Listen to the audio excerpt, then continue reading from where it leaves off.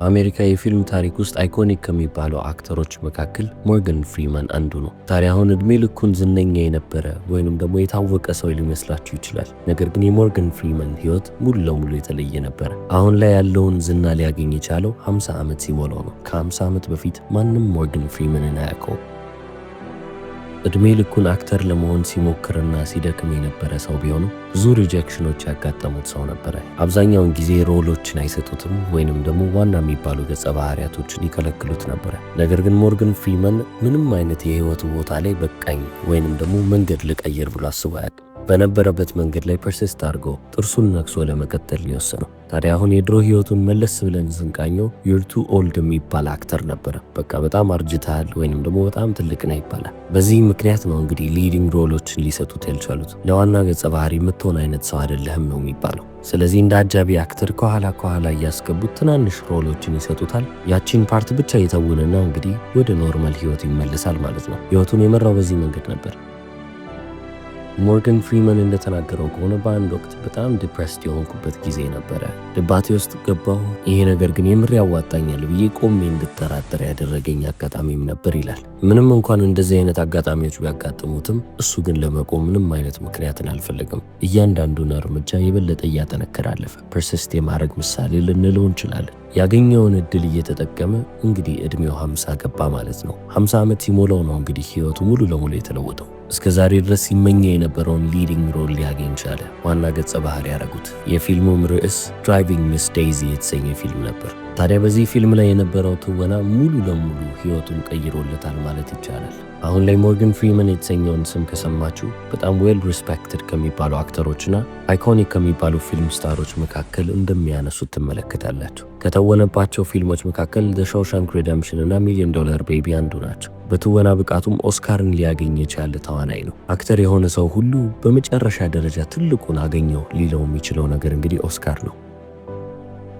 ታዲያ አሁን ሞርጋን ፍሪማንን ስንመለከት ሪጀክሽን እንዳላስቆመው ወይንም ደግሞ ሰዎች እምቢ ሲሉት በቃ ህይወት ያበቃልኝ ብሎ እንዳልዞረ እንመለከታለን። እድሜ ሄዷል፣ አርጅቻለሁ፣ ከዚህ በኋላ ስላሳካው አልችልም የሚለውንም የውሸት ማንነት ያለፈ ሰው ሆኗል። ከዚህ በተጨማሪም ደግሞ ሰልፍ ዳውትን ወይንም ደግሞ በራሱ ውስጥ ያለውንም ጥርጣሬ ያስሸነፈ ሰው ሆኗል። ስለዚህ እኛም ራሳችንን ተመሳሳይ ጥያቄ እንጠይቃለን። እሱ በዛ ሁሉ ነገሮች ውስጥ ማለፍና ስኬታማ መሆን ከቻለ ለምንድን ነው እኛስ የማንችለው? ስለዚህ አሁን ወደ ህይወቱ የበለጠ ጠልቀን እንመልከትና ከሱ ህይወትስ ምን መማር እንችላለን? እሱስ በዛ ጨለማ ጊዜያቶች ውስጥ ምን ያደርግ ነበር? እኛስ ምን ማድረግ እንችላለን የሚለውን ነገር እንመልከት። ሪዲንግ፣ ኢማጂኔሽን እና ሰርቫይቫል። ማንበብ፣ በአይነ ህሊናችን ምስሎችን መመልከትና እዚህች ዓለም ላይ መቆየት፣ መትረፍ። አሁን ታዲያ ሞርጋን ፍሪማን በመንፊስ ቴነሲ በፈረንጆቹ አቆጣጠር በ1937 ጁን 1 ላይ ሊወለድ ቻለ። 5 ወንድምና እህቶች ነበሩት። እሱም ደግሞ ትንሹ ነበር ማለት ነው። ታዲያ እድገቱ ቺካጎና ሚሲሲፒ ውስጥ ሲሆን በጣም ትንሽ ገቢ ካላቸው ወላጆች የተወለደ ሰው። ወላጆቹም ደግሞ በቂ የሚባል ገንዘብ ስላልነበራቸው ጥሩ ኑሮን ፍለጋ አሁንም ወደ ሰሜን ይሰደዳሉ። ወደ ላይ በሚሰደዱበት ሰዓት ግን ሞርጋንን ይዘውት ሊሄዱ አልቻሉ። ስለዚህ አያቱ ጋር አስቀምጠውት ይሄዳሉ። አያቱም ከሞተች በኋላ ከአንድ ዘመድ ቤት ወደ ሌላ ዘመድ ቤት እየተመላለሰ ነው ህይወቱን የኖረው። በዚህም ጊዜ እናቱ በቀን ውስጥ ብዙ ስራዎችን ስትሰራ ይመለከት ነበረ። ለ6 ዓመት ልጅ እንግዲህ ይህንን መመልከት በጣም ከባድ ነው። የሚያሳድርበት ትልቅ የሚባል ተጽዕኖ ነበረ። ታዲያ በዛም እድሜው ላይ ነበረ ስለ መጽሐፍቶች ማወቅ የጀመረው። ላይብረሪ ካርድ የሚባል ነገር አገኘ። በመጽሐፎች ውስጥም ደግሞ ህይወቱን መርሳት ጀመረ ማለት ነው። ቁጭ ብሎ ያነባል። አሁን ላይ ሞርጋን ፍሪማንን ብትጠይቁት እንዴት ነው አንድ በጣም ትንሽዬ የሚባል ልጅ ከትንሽዬ ከተማ ወጥቶ እንደዚህ ሰክሰስፉል ሊሆን የቻለው? እንዴት እንደዚህ አይነት ትልቅ ደረጃ ላይ ሊደርስ ቻለ ብላችሁ ብትጠይቁት ጌት አ ቡክ ብሎ ይመልስላችኋል። መጽሐፋችሁን ያዙ፣ ማንበብም የህይወት አንዱ ክፍል ነው ይላል። በማንበብ የትወና ፍላጎቱ እንደተጀመረና ኢማጂን ለማድረግም ደግሞ የተሻለ እንዲሆን እንዳደረገለት ይናገራል። መጽሐፍቶችን ልክ እንደምወደው ሁሉ ለፊልሞችም ያለኝ ፍላጎት ከፍ እያለ መጣ። ስለዚህ ማድረግ የቻልኩትን ነገር እንዳለ እያደረግኩ ፊልሞችን መመልከት ጀመርኩ ይላል። በሚያስገርም ሁኔታ ግን ሞርጋን ፍሪማን ከመጀመሪያውም ሲያቅድ የነበረው ተዋናይ ለመሆን ወይም አክተር ለመሆን ሳይሆን ፋይተር ፓይለት ለመሆን ነበር። ታዲያ በዩኤስ ኤርፎርስ ውስጥ እንደ ሜካኒክና እንደ ራዳር ቴክኒሽያን ሆኖ ለ4 ዓመት ካገለገለ በኋላ እኔ የምወደው the idea of flying ነው እንጂ not the reality of it ብሎ ተናገረ። ይህ ማለት እኔ የወደድኩት መብረር የሚለውን ሐሳብ ነው እንጂ የምርም ደግሞ ማብረሩ ምንም እንዳልጣመኝ ተገነዘብኩ አለ። ታዲያ ይህንንም በመገንዘቡ ምክንያት ከውትድርና እንዲወጣና ሙሉ ሰዓቱን ተዋናይ ለመሆን እንዲሞክር ያደረገው። ታዲያ አሁን ፉል ታይም አክተር መሆን ነበረበት። እንደዛም ደግሞ ለመሆን ወደ ሆሊውድ መሄድ ነበረበት። ሆሊውድ ኖረ፣ አልፎም ደግሞ ወደ ኒውዮርክ አቀና። የትወና ክላሶችንም ይወስድ ነበር። ለመጀመሪያ ጊዜ ካስት የተደረገውም በ1964 ዓ.ም ነበር። እንደ ፈረንጆቹ አቆጣጠር በ1971 ዓ.ም የልጆች ቲቪ ሾው ላይ ሬጊለር የሆነ ቦታን ሊያገኝ ቻለ ማለት ነው። የተለያዩ ገጸ ባህሪያቶችን እየተጫወተ እዛ ቲቪ ሾው ላይ ይቀርባል። ታዲያ በ1970ዎቹና 80ዎቹ ምንም እንኳን ጥሩ የሚባል ስራ ቢሰራ ትግሉ አሁንም እንደቀጠለ ነበረ። ለጥቁር አክተሮች ቦታ የሚባል ነገር የለም ማለት ይቻላል። ስለዚህ ያለው አማራጭ የችልድረን ቲቪ ሾው ላይ ወይም የልጆች ቲቪ ሾው ላይ መቅረብ ነበረ። እሱንም ደግሞ እያደረገ በሚቀጥልበት ሰዓት ላይ ያ ድርጅት ተዘጋ። ስለዚህ አሁንም ሶፕ ኦፕራዝ የተባለ ሌላ ቲቪ ሾው ይፈልግና እዛ ላይም ደግሞ መተወን ይጀምራል ማለት ነው። በዚህ ሰዓት ላይ ያለ ነው እንግዲህ ከትዳሩ ሊፋታ የቻለው። በዚህም ምክንያት የበለጠ የተጎዳ ሰው ሆነ። ይህንንም ህመሙን ለማስታገዝ የማይሆኑ የሚባሉ መንገዶችን መውሰድ ጀመረ። አሁንም ድረስ ይሞክራል፣ ይጥራል። ነገር ግን ምንም አይነት ስራ ሊያገኝ አልቻለም። ስለዚህ ፐርፎርም ማድረግ ባይችልም እንኳን ኦዲሽን እያደረገ ይቀመጣል። ለአንድ አክተር አንድ ሮል ወይም አንድ ገጸ ባህሪ ከመሰጠቱ በፊት የትወና ፈተና ይቀርብበታል ማለት ነው። ስለዚህ ኦዲሽን ማለት እሱ ነው። ታዲያ ምንም አይነት ሮል ባይሰጡት እንኳን ይሄ ትግሉ አልቆመምና ሞርጋን ፍሪማንም በዛ መንገድ ላይ በመቀጠሉ የተነሳ ትንሽም ቢሆን አቴንሽን፣ ትንሽ የምትባልም ቢሆን ትኩረት በ1980ዎቹ መጨረሻዎች ላይ አካባቢ ሊያገኝ ቻለ። ይህንንም ትኩረት ሊያገኝ የቻለው ስትሪት ስማርት በተሰኘው ፊልም ላይ በመተወኑ ነበር። በኦስካር ላይ እጩ እንዲሆንም ያደረገው ፊልም ነበረ። ኦስካር ኖሚኔሽን ፎር ቤስት ሰፖርቲንግ አክተር ይላል። ታዲያ አሁን በዚህ ሰዓት እድሜው 50 ነበረ። ከ2 ዓመት በኋላ ማለትም ደግሞ ከ52 ዓመት በኋላ ድራይቪንግ ሚስ ዴይዚ በተሰኘው ፊልም ላይ በመተወኑና በትወና ብቃቱም በጣም ግሩም ከመሆኑ የተነሳ የጎልደን ግሎብ አዋርድን ሊያገኝ ቻለ። አሁንም የኦስካር ኖሚኔሽን ወይንም ደግሞ የኦስካር ሽልማት ላይ እጩነትን ሊያገኝ ቻለ ማለት ነው። አሁን ታዲያ የፊልም ኢንዱስትሪው ሞርጋን ፍሪመን ከድሮ ጀምሮ አውቀዋለሁ፣ አቅሜን አውቃለሁ እያለ ሲያወራ የነበረውን ነገር እየተረዱለት መጡ። ምንም አይነት ሮልን መጫወት የሚችልና በተጨማሪም ደግሞ ጥልቅ የሆነ የትወና ብቃትም እንዳለው ተመለከቱ። ታዲያ በ1990ዎቹ ዓመተ ምህረት ሞርጋን ፍሪመን ልክ እንደ ሊዲንግ ማን ነበር ሲመለከቱት የነበረው። በቃ መሪው እሱ ነው ይባላል። በሾሻንክ ሪደምፕሽን፣ በግሎሪና ሰቨን በተባሉ ፊልሞች ላይ በመተወኑ የተነሳ እነዛን ፊልሞች የበለጠ ካራክተር ሰጣቸው ወይም ደግሞ ጥንካሬም ጨመረላቸው። የሞርጋን ፍሪመንን ድምፅ ሰምታችሁ የምታውቁ ከሆነ ደግሞ ምን አይነት ግሩም የሚባል ድምፅ እንዳለው ልብ ማለት ትችላላችሁ። ለናሬሽን ወይንም ደግሞ ለትረካ የሚሆን ድምፅ አለ ብለው እነሱም ደግሞ ድምፁን መውሰድ ፈለጉ። ስለዚህ ድምፁም ይከራያል ማለት ነው። ብዙ አይነት ዶኪመንተሪዎችን ሰርቷል። ማታ ማታ ሲቢኤስ ላይ ለሚታየውም ዜና ድምፁን ተጠቅመውታል ማለት ነው። እንደ ፈረንጆቹ አቆጣጠር 2003 ዓ.ም ላይ ብሩስ ኦልማይቲ በተሰኘ ኮሜዲክ ፊልም ላይ አምላክን ሆኖ ተጫወተ ማለት ነው። የሱ ካሪየር ወይንም ደግሞ በሙያው በጣም ከፍተኛ የሚባለው ደረጃ ላይ ደረሰው 2004 ዓ.ም ላይ ነበረ። ሚሊዮን ዶላር ቤቢ የተሰኘውን ፊልም ከጨረሰ በኋላ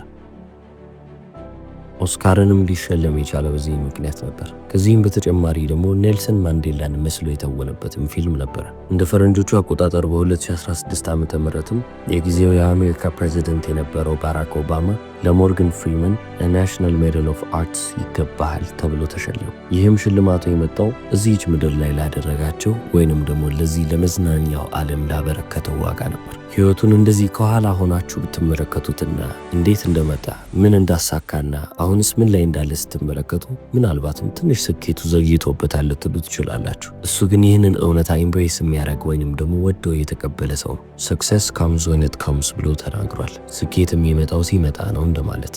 አስከትሎም በትወና ውስጥ ወደ 30 የሚሆኑ ዓመታቶችን አሳልፌያለሁ። ለ30 ዓመት በትወና ማሳለፍ ቀላል የሚባል ወይንም ደግሞ መጥፎም የሚባል ነገር አይደለም። እንደውም ስኬት ከመጀመሪያው አለመምጣቱ እኔን ጠቅሞኛል ብዬ አስባለሁ። አስቡት፣ በሰባዎቹ ስኬት ቢመጣልኝ ኖሮ ብዙ ፊልሞችን ከመስራት የተነሳ በጣም እሰላችና ደክም ነበረ። እንደውም እንኳንም ዘገየ አለ።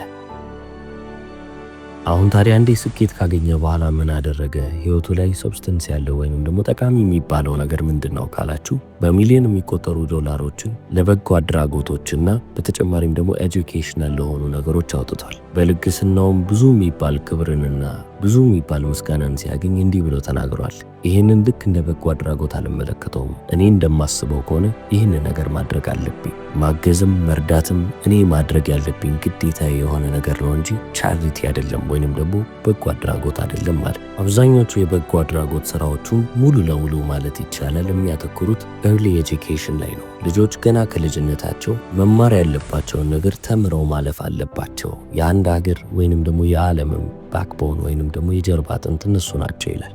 በ1950ዎቹ ዓመተ ምህረትም ሞርጋን ፍሪመን ገና ተማሪ እያለ አንድ አስተማሪ ወደ እሱ ትመጣና ሱፐር የሚለውን ቃል ስፔል አርግ ትለዋለች። እሱም ደግሞ በተሳሳተ መንገድ ስፔል ያደርጋል። እሷም እጁን 5 ጊዜ ትመታዋለች። ከዛ በኋላ ሱፐር እንዴት ስፔል እንደሚደረግ በደንብ አርጌ ያውቃለሁ ይላል። በኢንተርቪው ላይም ሲናገር ሱፐር እንዴት ነው ስፔል የሚደረገው ብላችሁ ጠይቁኝ SUPER ብዬ መልሳለሁ እያለ ይስቃል። የዛኔ የተሳሳትኳትና አስተማሪም ደግሞ እኔን አርማኝ ቀጣኝም እንድማረውና እንዳረሳ ያደረገችበት መንገድ ግሩም ነበር። ይኸው አሁንም ድረስ አልረሳሁትም፣ አይምሮ ይወስዳል ይላል። ለዚህ ነው አሁንም ድረስ ሞርጋን ፍሪመን እናንተ ልጆች እባካችሁን መጽሐፍ በእጃችሁ ያዙ፣ መጽሐፍ እየገዛችሁ አንብቡ ብሎ የሚመክረው። ዋናው ምክሩ ምንድነው ካላችሁ መጽሐፍ ማንበብ። ሕይወቱን ሙሉ ለሙሉ የለወጠለት ነገር መጽሐፍ ማንበብ እንደሆነ በደንብ አድርጎ ጠንቅቆ የሚያውቅ ነው። ከድህነት እንዲወጣ አሁን ያለበት ደረጃ ላይ እንዲደርስ ያደረገው ነገር እሱ እንደሆነ ስለሚያውቅ እናንተም መጽሐፍ አንብቡ፣ ኢማጂኔሽናችሁን አጎልብቱ፣ የምናብ እይታችሁ የበለጠ የተሻለ ይሁን እያለ ይመክራል። ሚሲሲፒ ውስጥ ተወልደው የሚያድጉ ትናንሽ የሚባሉ ልጆች ልክ ሞርጋን ፍሪመን እንዳገኘው እድል እነሱም ደግሞ የመጽሐፍ የማንበብ እድል እንዲደርሳቸውና አይምሯቸውን እንዲያጎለብቱ በትልቁም አልሞ ያለሙት ቦታ ላይ መድረስ እንዲችሉ ይሞክራል ማለት ነው። ስለዚህ አሁን ሞርጋን ፍሪመን ይህንን የሚመስል ኑሮ ኖሯል። ይህንን አይነት ህይወት ኖሯል። ከሱም ህይወት ምን መውሰድ አለብን? ምን እንማር ካልን የመጀመሪያው ነገር ኢትስ ኔቨር ቱ ሌት የተሰኘው ትምህርት ነው። መቼም ቢሆን ረፈደ ሊባል አይችልም። እንግዲህ እሱ በ50 ዓመቱ ስኬታማ መሆን የቻለ ሰው ነው። 50 ዓመት ከማለፉ በፊት ማንም ልብ የማይለው የማያስተውለው ሰው ነበር። ስለዚህ እናንተም አንድ ነገር ከተማራችሁ ይሄ ነው። በምንም አይነት ዘርፍ ውስጥ ከተሳተፋችሁ እናንተ ከዘርፋችሁ መውጣት የለባችሁ። ፐርሲስት ማድረግን በአንድ ነገር ውስጥ ጸንቶ መቆየትን ልትማሩና ልታውቁ ይገባል። በጊዜ ከምታገኙት ሰክሰስ ወይንም ደግሞ ስኬት በላይ የሚጠቅማችሁ ፐርሲስት ማድረግ ነው፣ ጽኑ መሆን ነው። ባላችሁበት ዘርፍ ውስጥ ደግሞ ቁጭ የምትሉ ከሆነና በዛ ዘርፍ ውስጥ የምትቀጥሉ ከሆነ ይህንን ሁለተኛውን ምክር ደግሞ ማወቅ አለባችሁ። ማስተር ዩር ክራፍት። ሞርጋን ፍሪመን በአንድ አይደለም ስኬታማ የሆነው፣ ብዙ ዓመታቶች ፈጅተውበታል። ታዲያ አሁን ስኬትን ባላገኘበት ጊዜ ላይ እንኳን አክቲንግን አላቆመም። እየሞከረ እየለፋ እየጣረ ያለፈ ሰው ነው። በቲያትርም በቴሌቪዥንም በትናንሽና በአጫጭር ፊልሞችም በደንብ አድርጎ ይሰራና ይለፋ የነበረ ነው። ከዛ በመጨረሻ ሆሊውድ እሱን ልብ አሉት፣ አስተዋሉት፣ እነሱም ደግሞ እድል ሰጡት ማለት ነው። ለብዙ ዓመታቶች ሲሞክር ስለነበረ እነሱም ደግሞ ያንን እድል ሲሰጡት በደንብ አድርጎ ሊጠቀመው ቻለ። ህይወቱም ተለወጠለት። በሶስተኛ ደረጃ መማር ያለብን ነገር ሪድ ኤንድ ለርን ኮንቲኒዩስሊ፣ ያለማቋረጥ ልታነቡ ይገባል። ያለማቋረጥ አይምሯችሁን ክፍት አድርጋችሁ አዳዲስ ነገሮችን ልትቀስሙ ልትማሩ ይገባል። እኔ እዚህ ስኬት ላይ እንድደርስ ያደረገኝ ኢማጂኔሽኔና ማንበቤ ነው ብሎ ይናገራል። የምናብ እይታና ንባብ። የምናብ እይታ ችሎታውንም የበለጠ ዴቨሎፕ እንዲያደርግና እንዲያሳድግ ያደረገው ንባብ ነው። ስለዚህ እናንተም ቢሆን በቃኝ እንዳትሉ ሁሌም ቢሆን እያነበባችሁ ራሳችሁን እያሻሻላችሁ ለፉ ይላል። በአራተኛ ደረጃ ትራንስፎርም አድቨርሲቲ ኢንቱ ሞቲቬሽን። ምንም አይነት ከባድ የሚባል የግል ችግር ቢያጋጥምባችሁ እነዛን ከባድ የሚባሉ ጊዜያቶች እንደ መነሳሻ ተመልክታችሁ ልታልፏቸው ይገባል።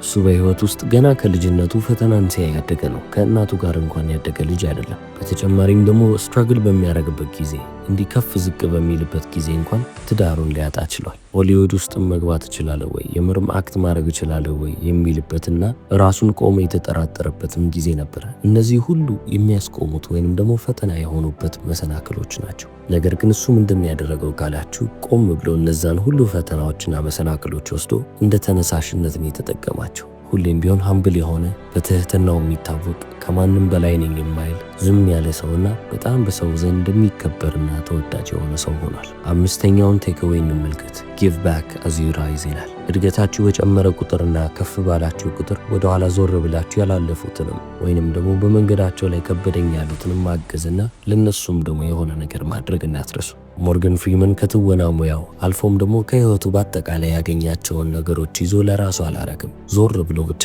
ሁሌም ቢሆን ኮንትሪቢዩት ያደርጋል። በገንዘብ፣ በእውቀት፣ በልምድ ባገኘው ነገር ወደ ኋላ እየዞረ ብቻ እኔ በእንደዚህ አይነት መንገድ አልፍ ያለው እናንተም ከተቸገራችሁ ይህን አድርጉ እያለ ኮንትሪቢዩት የሚያደርግ ሰው ነው። ስለዚህ ባለፋችሁ ሰዓት የምፈልገውን የምወደውን ነገር አገኘው ባላችሁ ሰዓት የነበራችሁበትን ቦታ መዘንጋት የለባችሁም። ሁሌም ቢሆን መለስ ብላችሁ አስታውሱት። ያንንም ስታደርጉ ነው የበለጠ እድገታችሁ እየጨመረ እዚህች ምድር ላይ ያላቸው ኢምፓክት ወይንም ደግሞ ተጽዕኖ እያደገ የሚመጣው። ትልቅና ጠቃሚ የሚባልም አሻራን ትታችሁ ታልፋላችሁ። ታዋቂው አሜሪካን አክተር፣ ፊልም ፕሮዲውሰር እና ናሬተር ሞርጋን ፍሪማን። እስከ መጨረሻው ስለተከታተላችሁኝ አመሰግናለሁ። ቻው።